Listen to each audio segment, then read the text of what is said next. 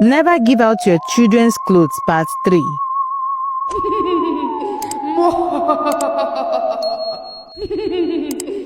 One evening, as Ada sat by Amanda's bedside, stroking her thin fingers, a deep sense of dread washed over her. Her instinct screamed that this was not a natural illness. Something unseen, something malevolent was at work. Desperation drove her to action. We need to try something different. She told Chief Lawrence that night. Medicine has failed us. We need to seek spiritual help. Chief Lawrence, exhausted and broken, hesitated.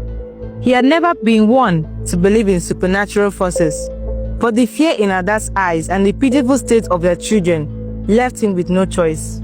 The following morning, they visited a highly respected prophet in Lagos. The moment they stepped into his dimly lit prayer hall, the young man studied them with piercing eyes. "You have been cursed," he declared. Before they could even explain, Ada gasped. Chief Lawrence stiffened. "Your children's sickness is no ordinary ailment. It is tied to something they once owned. Someone close to you has turned against you in jealousy. This is not a mere coincidence. It is an attack. The enemy was someone you once called a friend," he said solemnly. "A woman from your past, one who allowed bitterness to consume her heart." Ada's heart pounded as the image of Azuka flashed before her eyes. She couldn't believe it. How could someone she had helped, someone she had lifted when she had nothing, turn against her in such a cruel way? She felt a mix of anger, disappointment and sadness. Tears streamed down Ada's face. Chief Lawrence clenched his fist. "What do we do, Prophet?" he asked hoarsely. "We must pray hard. The devil is a liar. There is nothing God cannot do through prayers. Prayer is the ultimate key." The prophet guided Ada and Chief Lawrence in intense prayers, giving them Bible verses to meditate on daily. Every night, they knelt by their children's bedside, their voices trembling with desperation as they cried out for divine intervention.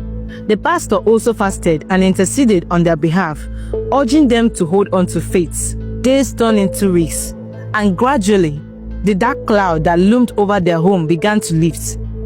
Amanda and Kosiso showed signs of recovery.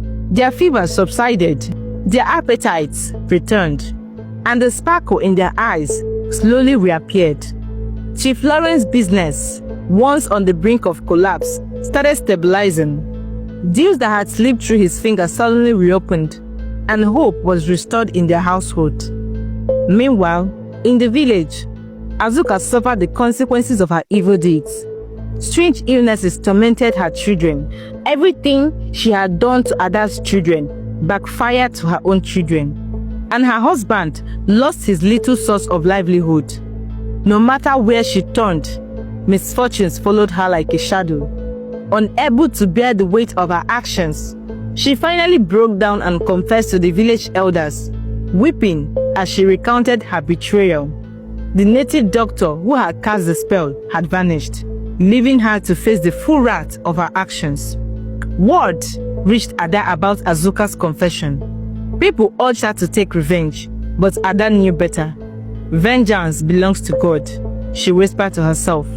Instead of harboring hate, she chose to pray for Azuka's repentance, knowing that bitterness only destroys the one who carries it. Moral lessons. Jealousy blinds people to the blessings in their own lives and leads them down a destructive path. Kindness should not be mistaken for weakness. True strength lies in continuing to be good, even when others betray you. Evil never goes unpunished. Whatever we sow, we shall reap. Azuka's bitterness cost her everything. Forgiveness is powerful.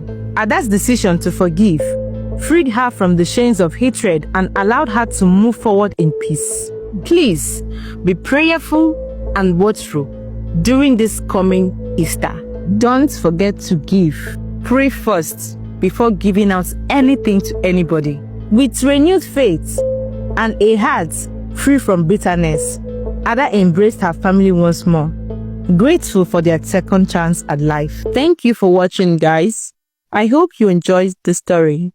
If so, Please like the video, comment what you have learned from the tale, and don't forget to subscribe to the channel for more enchanting tales just like this one. See you on the next one. Thank you and God bless.